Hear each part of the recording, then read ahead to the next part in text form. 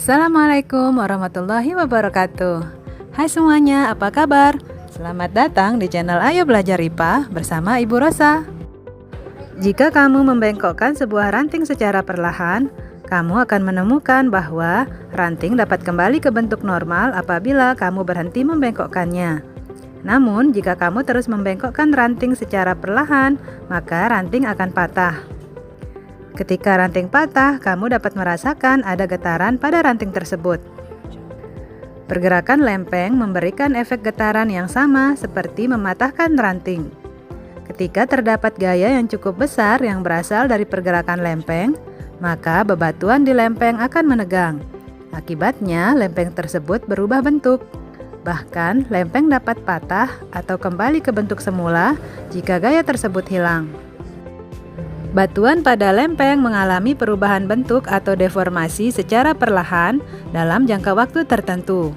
Ketika batuan tersebut mengeras atau menegang, maka energi potensialnya terus bertambah. Ketika lempeng bergerak atau patah, maka energi tersebut dilepaskan. Energi tersebut mengakibatkan terjadinya getaran yang merambat melalui material bumi lainnya. Nah, getaran inilah yang disebut dengan gempa bumi. Di video kali ini kita akan belajar mengenai seluk-beluk tentang gempa bumi dan pengurangan resiko bencana akibat gempa bumi. Jadi, ayo kita belajar IPA bersama.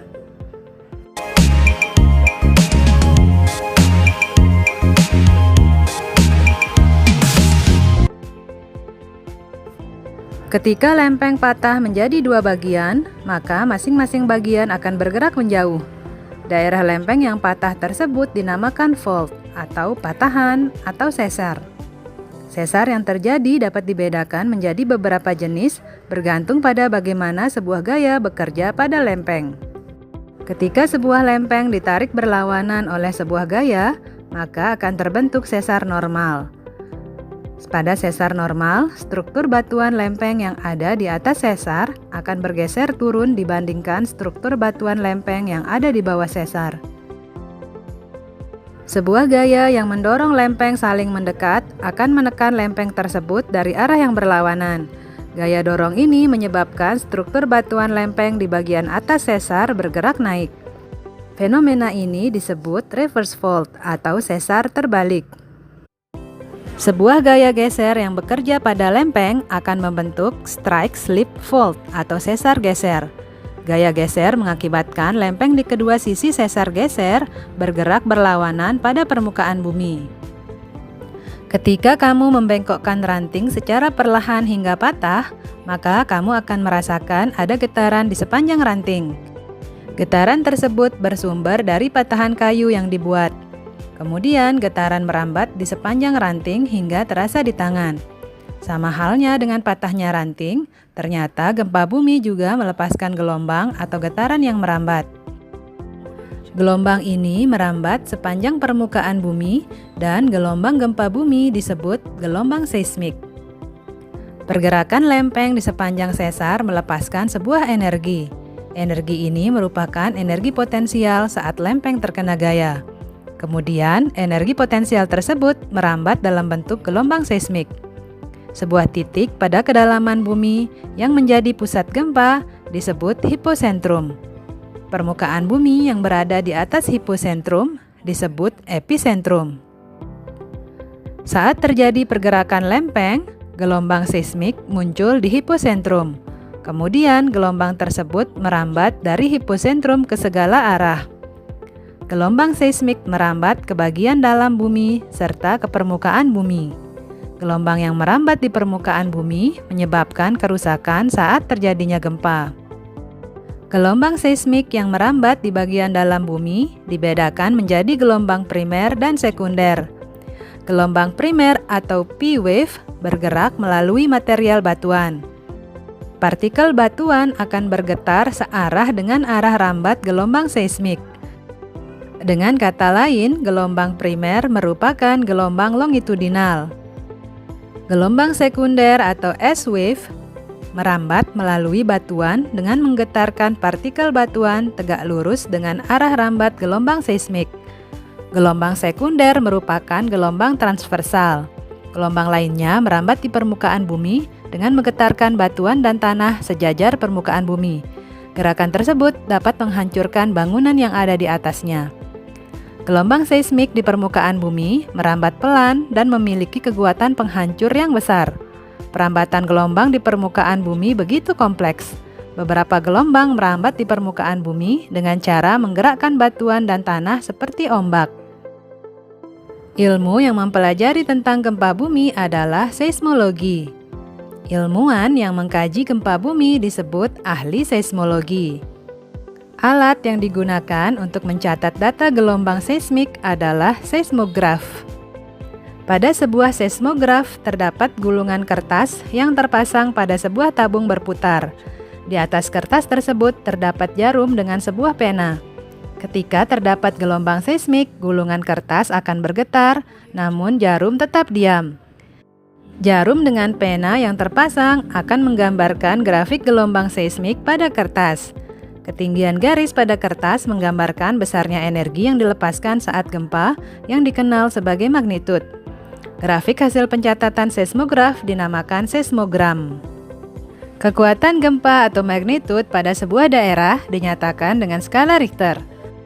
Pengukuran kekuatan gempa didasarkan pada amplitudo atau grafik gelombang seismik di seismogram.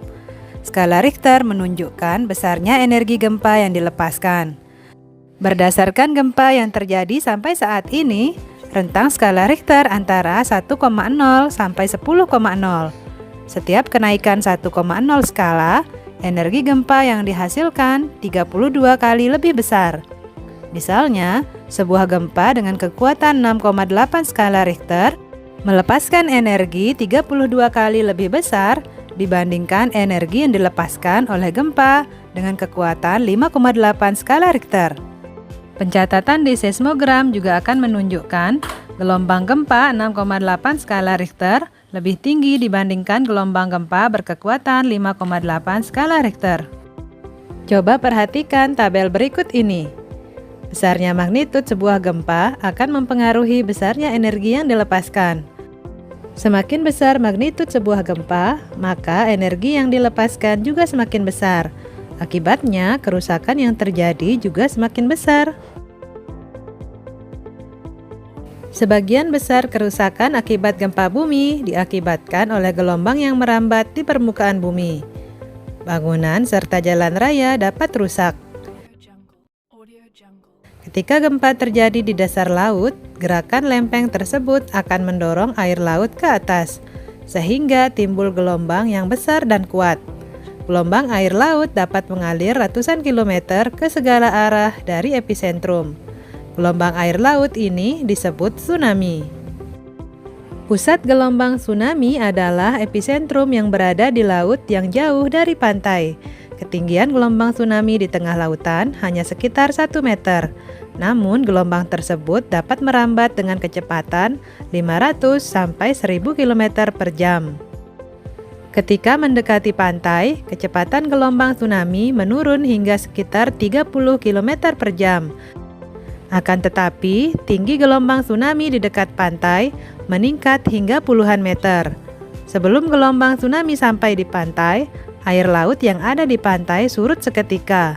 Hal tersebut merupakan pertanda bahaya akan terjadi gelombang tsunami. Selain kerusakan bangunan dan benda-benda di dalamnya, gempa juga dapat menyebabkan kematian. Tindakan untuk mengurangi resiko kerusakan maupun korban jiwa dapat kamu lakukan sebelum, saat, dan sesudah gempa berlangsung. Tindakan tanggap sebelum gempa bumi terjadi antara lain: 1. Merenovasi rumah agar tahan gempa. 2. Mengecek kestabilan benda-benda yang digantung. 3. Memperhatikan lingkungan tempat kamu berada, sehingga jika terjadi gempa, kamu dapat mengetahui tempat yang paling aman untuk berlindung. 4. Meletakkan benda-benda yang berat dan mudah pecah di bagian bawah. Dan yang kelima, selalu sedia P3K, senter, dan makanan sebagai persediaan darurat. Sementara itu, tindakan yang harus dilakukan ketika gempa terjadi adalah: 1. Ketika dalam ruangan, cari perlindungan dari reruntuhan. 2. Ketika di luar ruangan, tetaplah di luar ruangan dan menjauh dari bangunan atau benda lain yang berpotensi runtuh. 3. Jika dalam kendaraan, keluar dan cari tempat terbuka. 4. Menjauh dari pantai karena berpotensi tsunami. 5. Jika di pegunungan, menjauh dari daerah yang rawan longsor. Selanjutnya, tindakan yang harus dilakukan setelah gempa yaitu 1. Keluar ruangan dengan teratur.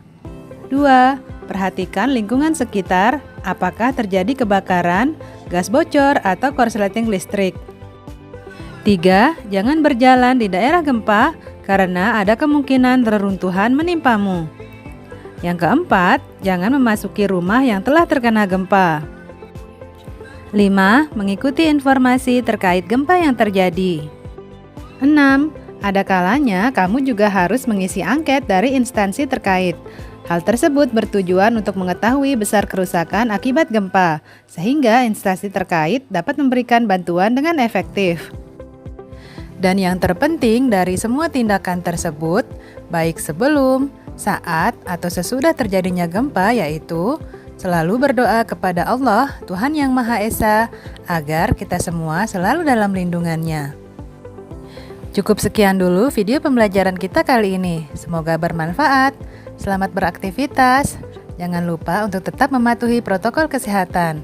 Sampai jumpa lagi. Wassalamualaikum warahmatullahi wabarakatuh.